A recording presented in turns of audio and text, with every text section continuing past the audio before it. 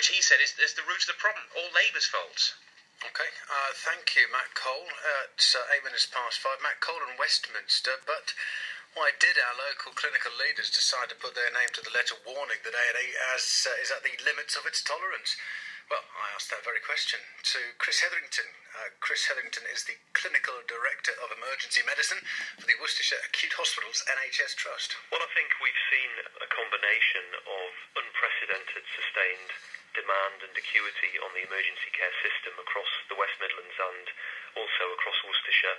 And this has been combined with a general lack of physical capacity and flow through the system. This has resulted in toxic overcrowding of the emergency departments in Worcestershire, and this has had quite a detrimental effect on the staff and on patient care, particularly over the winter.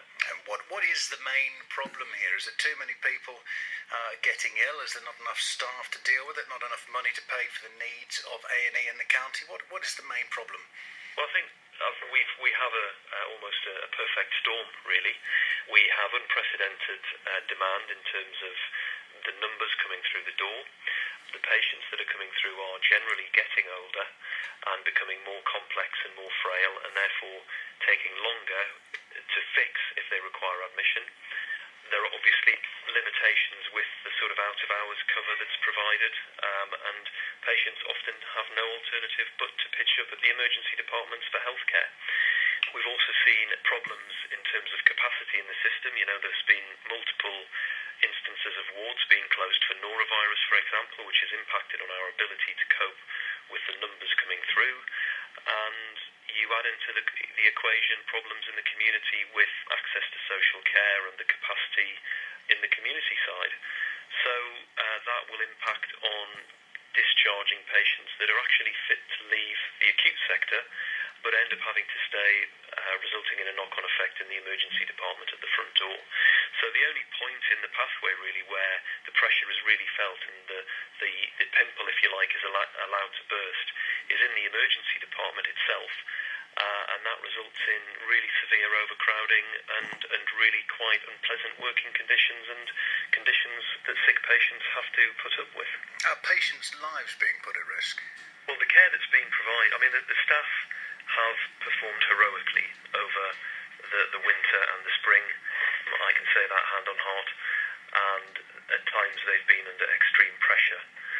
We are striving to provide safe care. At times, providing quality care is very difficult. If you're managing a department with in excess of 60 patients in it, when it's designed to have no more than 20 cubicles filled, it's very difficult to provide high quality care.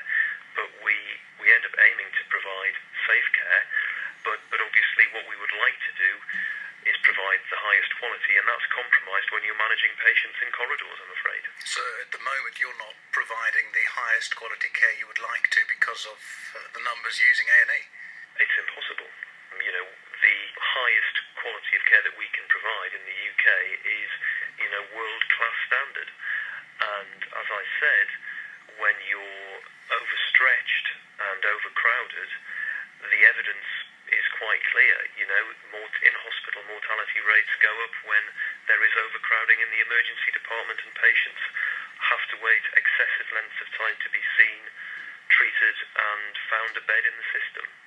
It's an unfortunate situation that we found ourselves in, and it has resulted in the clinical directors across the West Midlands writing this letter to flag this to try and find some solutions.